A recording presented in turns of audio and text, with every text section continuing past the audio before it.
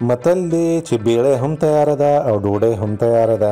دې سره موږ یو بل متل مضغوط د بني ادم راځي چې د تیارې غلې سل دشمنانی. خو دلته کې بیړۍ هم تیاره ده او ډوډۍ هم تیاره ده، یعنی دواړه کارونه ډېر ضروری دي او تګ یا رخصت یا حرکت چې کوم دی هغه هم ضروری دی او ډوډۍ هم تیاره ده. نو اکثر مشران په خندا کې دا خبره کوي چې ډوډۍ وخوره بیړۍ ته ور وخیږي، ځکه چې غله پرې ښودل تیاره غله بیا پرې ښودل خو بده خبره ده او کفران نعمت کې راځي. او دا خبره هم په سوچ کې لرل پکار وي چې بیړۍ هم تیاره ده. نو هر وخت یا بې ځایه سستی یا ډیله ډیله کېدل چې کوم دی ښه خبره نه وي. یعنی که دوه څیزونه په یو ځای تیار وي نو د اهمیت د وجې نه یو مخکې کول دویم ورپسې کول وي، خو داسې کار یا داسې طریقې سره لومبنی کار کول پکار وي چې د وخت د تیریدو سره دویم کار ټایم باټ نشي، د وخت د لاسه دویم کار خراب نشي، برباد نشي. نو که دوه کارونه بنده ته پیښ وي نو دواړه کول غواړي، خو ترجیح